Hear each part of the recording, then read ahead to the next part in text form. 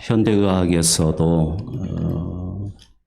겉으로 드러나는 질병도 중요하지만 이 마음의 병에 대해서 많이 탐구하기 시작합니다. 마음에서 비롯되는 병들이 많이 있음을 알게 되고 그 이유를 들여다보기 시작합니다.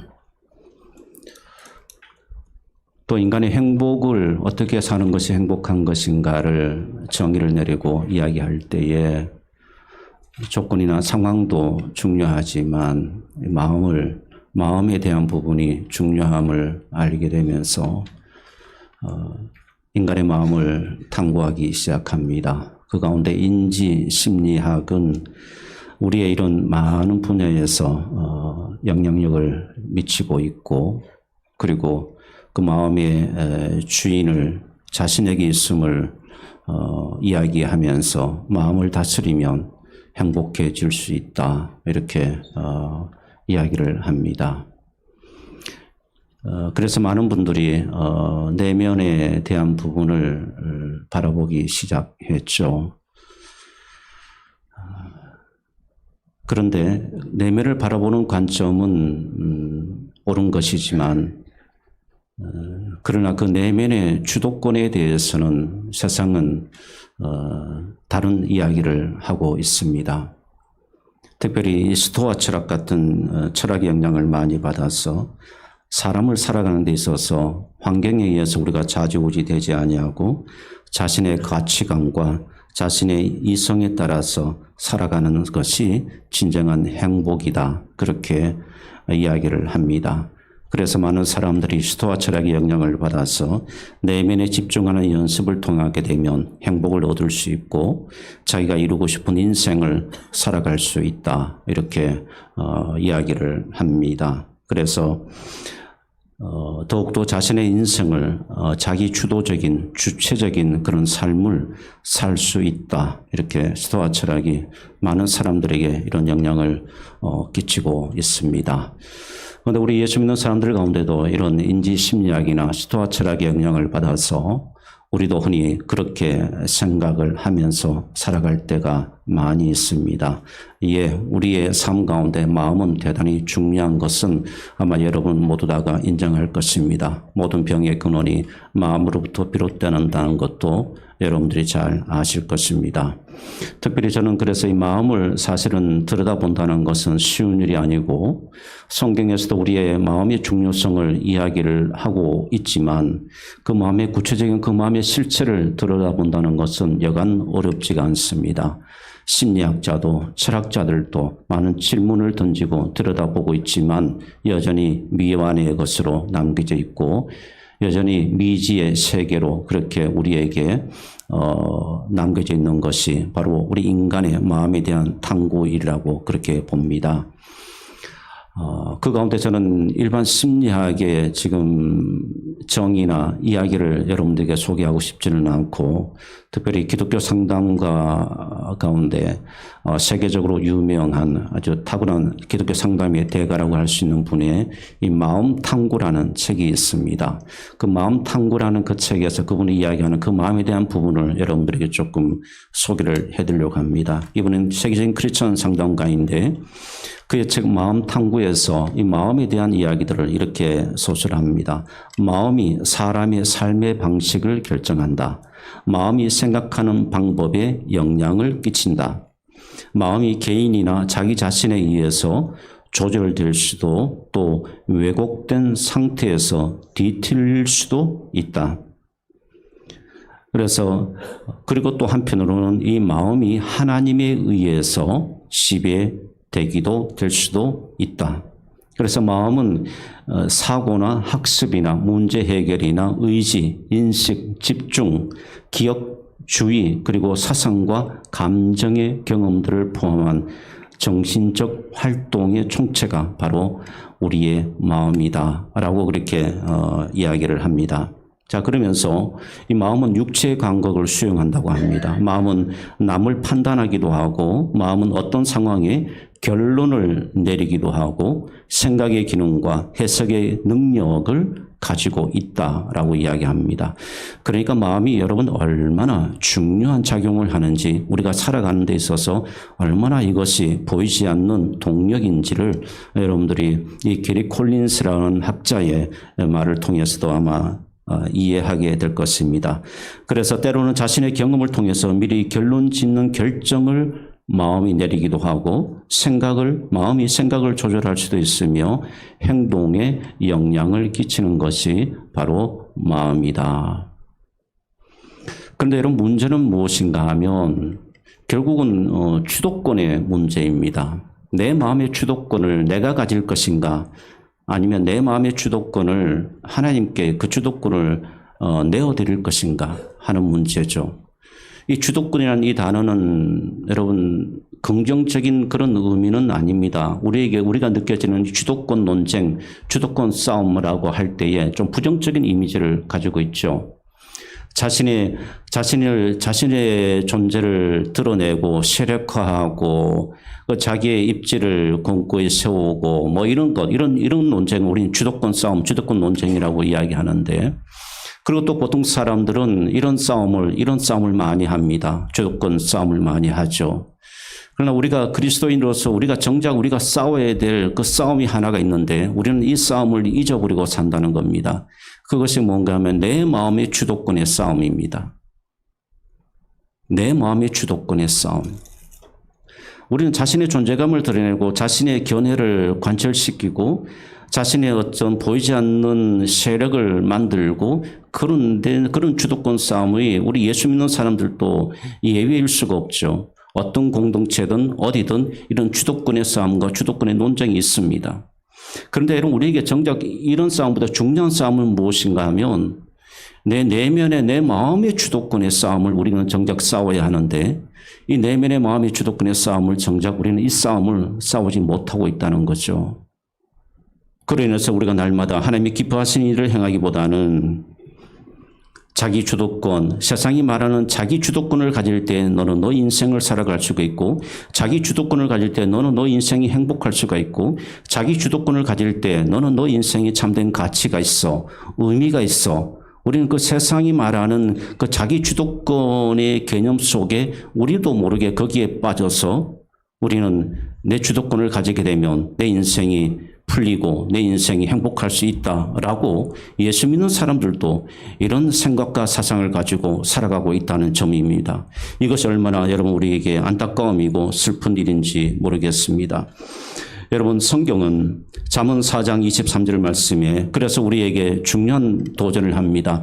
무릇 지킬 만한 것 중에 더욱 내 마음을 지키라. 자, 하나님은 이것을 아십니다. 하나님은 이 싸움이 얼마나 중요한 것인가를 하나님은 다 알고 계세요. 알고 계셔서 하나님은 우리에게 이렇게 말씀하신다. 내 마음을 지키라.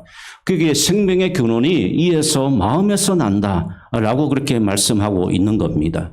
사랑하는 여러분, 그러므로 오늘 성령께서 저와 여러분의 마음을 터치해주는, 마음을 만져주시는 그런 역사가 여러분의 내면 가운데 일어나게 되기를 주님의 이름으로 축복합니다. 이 마음을 지킨다는 것은 삶의 주도권에 관한 부분이에요. 삶의 주도권을 내가 하나님께 인정하느냐, 아니면 내 삶의 주도권을 내가 가질 것인가.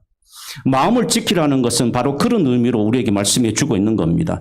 여러분, 우리가 예수를 믿으면서도 삶의 주도권을 내가 가지고 살아가려고 하는 분들이 많이 계세요. 주도권이 나에게 있음을 은근히 자랑하는 분들이 많이 있습니다. 여러분, 이것은 얼마나 우리가 하나님 앞에 어리석은 생각인지 모릅니다. 내 주도권을 자랑하는 것은 그건 아무런 의미가 없어요. 하나님 앞에.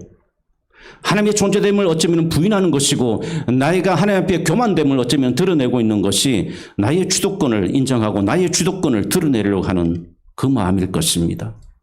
사랑하는 여러분, 마음을 지키는 것, 여러분의 삶의 주도권을 여러분이 가지시는 것이 아니라 하나님께 여러분의 주도권을 내어드리는 그런 은혜가 오늘 예배 가운데 있게 되기를 주님의 이름으로 축복합니다. 내 삶의 결정권을 하나님께 드리는 것입니다. 내 삶의 모든 것이 이루어지는 것을 하나님께 있음을 인정하고 고백하는 것이 바로 하나님의 주도권을 하나님께 내어드리는 그 마음일 것입니다.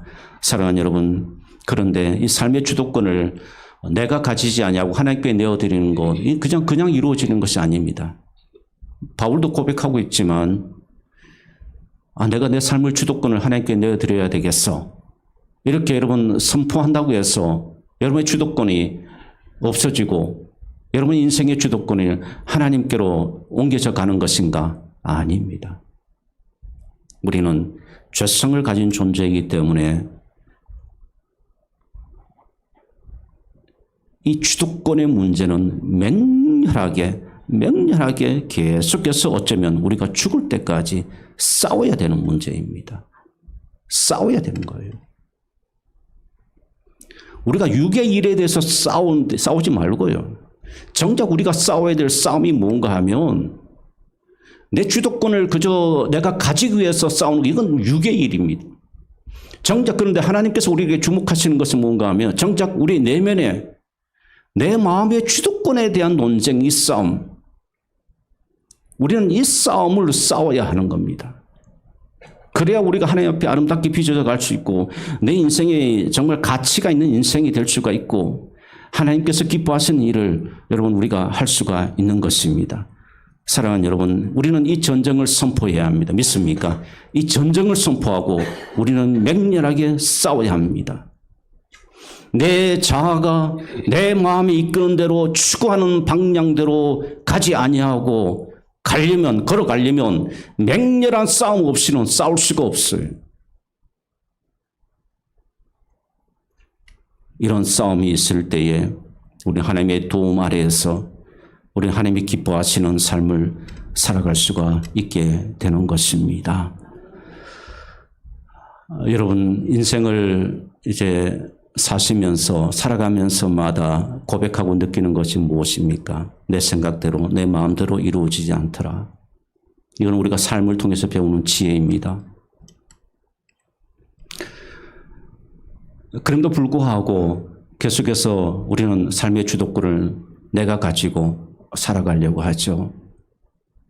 성경에 보게 되면 참 창세기 31장에 재미있는 이야기가 있습니다. 여기에 등장인물이 세 사람 등장합니다. 한 사람은 야곱이라는 사람이고 한 사람은 라반, 야곱의 친척 삼촌입니다. 그리고 한 사람은 야곱의 아내 라헬이라는 사람입니다.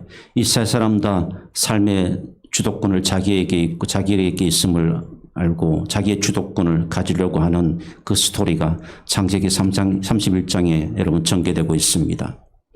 창세기 31장 20절 말씀을 봅니다. 야곱은 그 거취를 아람 사람 라반에게 말하지 아니하고 가만히 떠났더라. 자, 이 말씀의 의미가 무엇인가 하면 야곱은 아버지 그러니까 에서 형의 미움을 받고 도망해서 방랑 생활을, 이국 생활을 무려 20년 동안 하게 됩니다.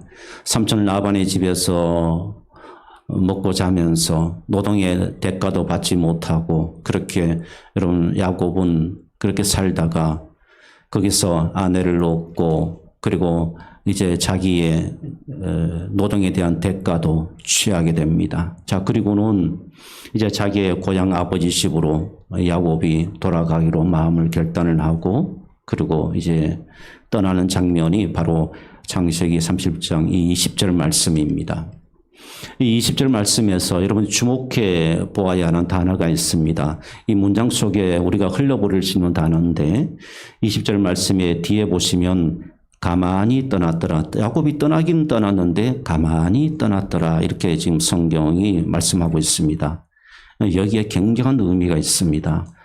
야곱은 가만히 떠났다. 이 의미가 여러분 무엇인가 하면 철두철미하게 계획하고 그리고 철저하게 은밀하게 그리고 철저하게 치밀하게 그리고 철저하게 의도를 가지고 여러분 야곱이 삼촌 라반의 집을 떠났음을 이야기를 하고 있습니다. 그러니까 가만히 떠났다는 것은 야곱은 원래 그런 성격이고 원래는 야곱도 그런 성격이 아니니까 여러분 야곱이 얼마나 교활하고 의도적인 여러분 그런 인생을 산 사람입니까?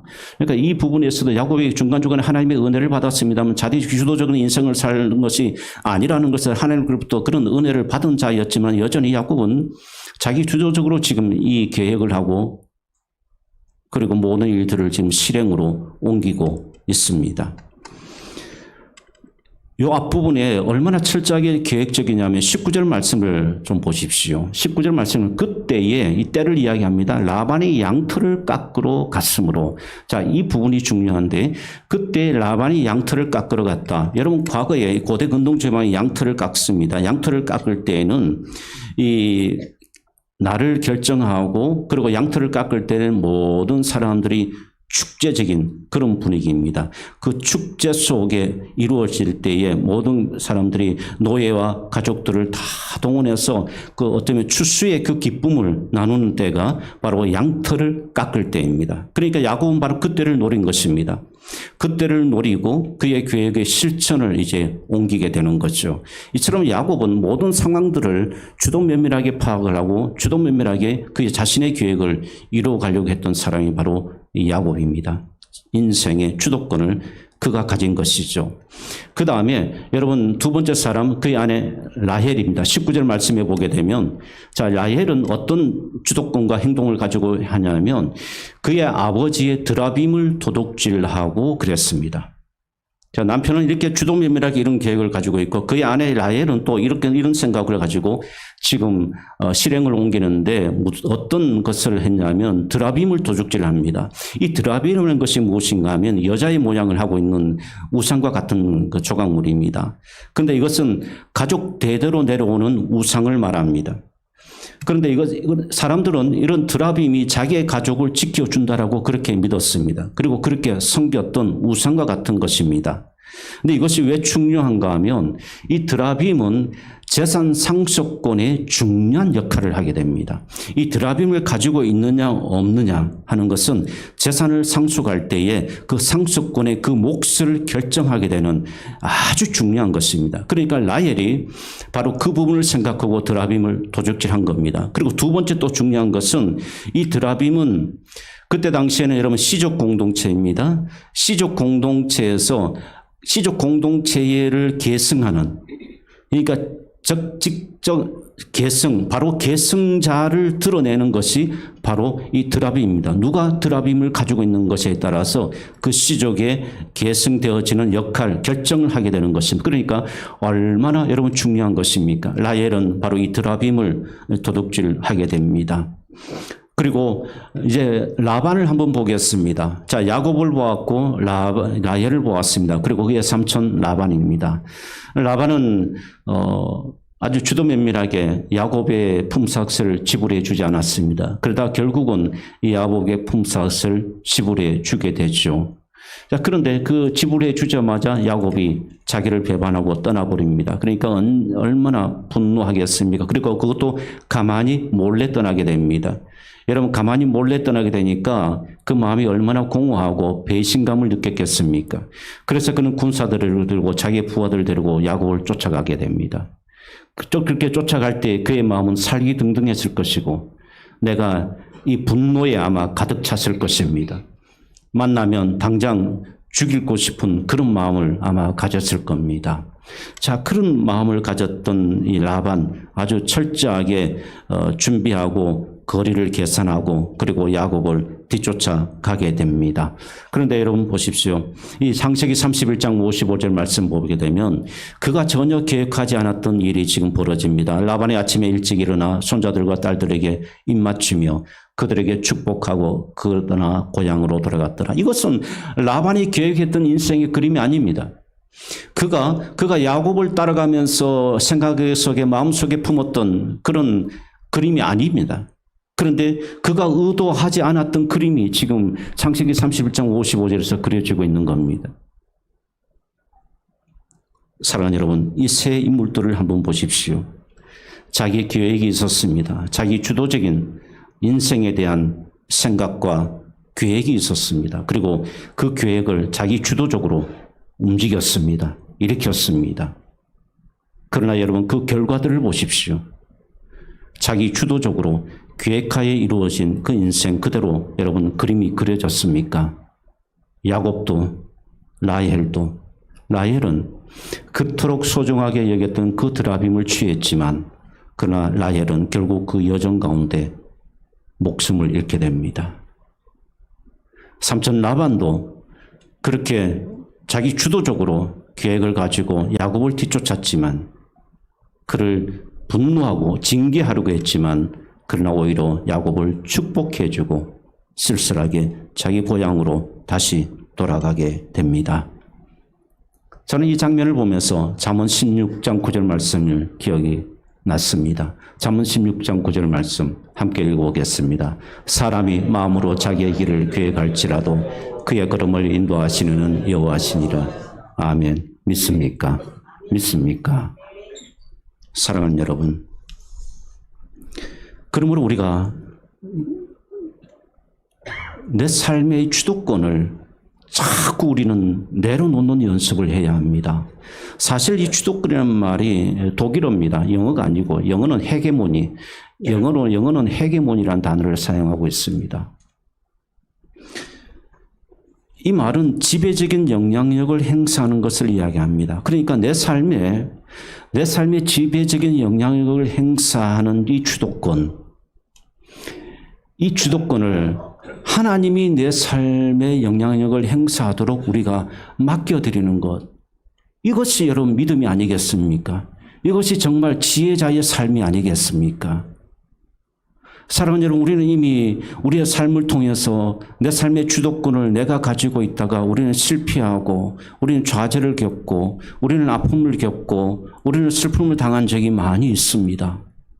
그럼에도 불구하고 우리는 계속해서 믿음 생활을 하면서도 내 삶의 주도권을 내가 가지려고 합니다.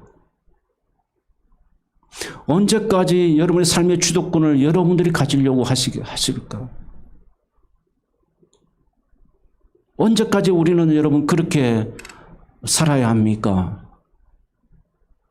삶의 주도권을 여러분 우리가 하나님께 내어드려야 합니다.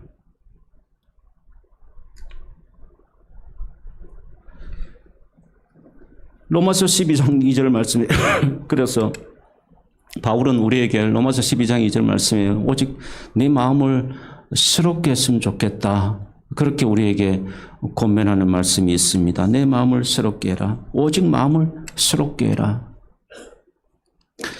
로마서 12장 2절 말씀에 나오는 바울의 당시 여러분 이것은 로마 교회 성도들을 향해서 주시는 말씀인데 자, 이분들이 은혜 받고 교회 안으로 들어왔습니다. 그런데 여전히 그들이 과거의 습관을 버리지 못하고 그들이 여전히 과거에 행했던 일들을 행하면서 교회 안에서도 자기의 주도권을 가지려고 하고 교회 안에서 여전히 여러분 우상 숭배를 하고 술 취하고 방탕하고 여전히 그랬습니다. 그리고 질투와 시기심으로 다투고 있었어요. 질투와 시기심으로 주도권을 가지려고 한 거죠. 바울은 로마교회 성도를 바라보면서 너무 마음이 아팠던 겁니다. 그래서 하나님의 그 마음을 지금 그들에게 전달하고 있는 겁니다. 너희는 이 세대를 본받지 말고 여러분 인생에 자기의 주도권을 가지려고 부추기고 자기의 주도권을 가지는 것이 행복한 삶을 사는 것이고 자기의 주도권을 가지고 사는 것이 정말 인생의 멋진 것이다라고 그렇게 이야기하는 것이 그것은 바로 세상 이 세대의 이야기입니다. 우리는 이 세대가 말하는 바를 듣고 따르지 말아야 합니다. 그럴수록 우리는 말씀 앞에 오직 우리의 마음을 새롭게 함으로 주도권을 하나님께 내어드림으로 그래야 변화가 이루어지는 거예요. 내 삶의 변화는 내 인생의 변화는 주도권을 하나님께 내어드릴 때에 변화가 일어납니다. 그리고 이런 무엇인가 어떤 일들이 일어난가 하면 하나님의 선하시고 기뻐하시고 온전한 뜻이 무엇인지를 알게 되는 것입니다. 내가 내 인생의 주도권을 가지고 있을 때는 절대로 알 수가 없습니다. 내가 내 인생의 주도권을 가지고 있을 때는 절대로 하나님께서 나를 통해서 이루시고자 하는 선하심이 무엇이고 나를 통해서 이루시고자 하시는 기뻐하시는 일이 무엇이고 하나님께서 나를 통해서 이루시고자 하시는 온전한 뜻이 무엇인지를 몰라요. 알 수가 없습니다. 여러분 가운데 자기 주도권을 가지고도 나는 하나님의 뜻을 알 수가 있다고 생각되시는 분들이 있다면 이단이거나 아니면 무지한 거죠. 어떻게 내 주도권을, 내 삶의 주도권을 내가 가지고 있으면서 하나님의 선하신 뜻을 알 수가 있고 하나님이 기뻐하신 일을 행할 수가 있겠습니까? 불가능한 일입니다. 바울의 이 권면은 로마 성도들을 깨우기 시작했습니다. 그들의 마음을 움직이기 시작했습니다. 여기에 여러분 새롭게 하라는 이 말은 일회성이 아닙니다. 연속성을 이야기하고 있습니다. 무엇입니까? 내 마음의 주도권의 싸움은 한 번에 그치는 것이 아니라 계속해서 싸워야 되는 과정임을 우리에게 말씀해 주고 있는 것입니다. 한 번 싸워서 이겼다고 끝나는 것이 아니라 계속해서 이 주도권의 문제를 가지고 싸워야 합니다. 그리고 그 싸움에서 사랑하는 여러분, 이기는 자가 될 수 있기를 주님의 이름으로 축복합니다. 작년보다는 올해가요, 지난달보다는 이번 달이, 어제보다는 오늘이 계속해서 우리가 새롭게 되어지는 그 역사를 경험하며 살아갈 수 있는 그런 복된 정말 믿음의 길을 걸어갈 수 있는 은혜가 있기를 축복합니다. 사랑하는 여러분, 주님께서 변화된 일이 하나 있었습니다. 이 땅의 공생의 사역 가운데 주님께서 변화되신 모습이 나옵니다. 마태복음 17장 2절입니다. 이 말씀을 보게 되면 주께서 변화산에서 제자들이 보는 가운데서 주님의 모습이 변하십니다. 그들 앞에서 변형되사 그 얼굴이 해같이 빛나며 옷이 빛과 같이 희어졌더라 말씀합니다. 용모의 변화를 이야기합니다. 자, 여기서 여러분 이것은 상태의 변화를 의미하기도 합니다. 육의 모습의 변화뿐만 아니라 상태의 변화까지 그 모습을 바로 마태복음 17장에서 우리에게 말씀해 주고 있습니다. 사랑하는 여러분, 우리가 믿음의 길을 걸어가면서 우리는 이 상태의 변화를 이루어야 합니다. 날마다 그 변화를 위해서 우리는 내 주도권을 내가 가지지 말고 하나님께 내어드리는 연습, 끝없는 연습을 통해서 여러분 우리는 이 주도권의 논쟁에서 이길 수가 있게 되는 것입니다. 사랑하는 여러분, 주도권의 논쟁에서 이기는 자가 되기를 주님의 이름으로 축복합니다. 그래서 바울은 빌립보서 2장 5절 8절 말씀에 우리에게 이 마음을 말씀합니다. 함께 읽겠습니다. 너희 안에 이 마음을 품으라. 곧 그리스도의 예수의 마음이니 6절입니다. 그는 근본 하나님의 본체시나 하나님과 동등됨을 취할 것으로 여기지 아니하시고 오히려 자기를 비워 종의 형체를 가지사 사람들과 같이 되셨고 사람의 모양으로 나타나사 자기를 낮추시고 죽기까지 복종하셨으니 곧 십자가에 죽으심이라.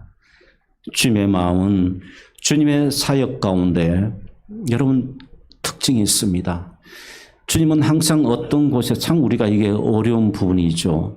항상 고뇌하는 상황 속에서 주님은 그 주도권을 하나님께 이양합니다. 하나님께.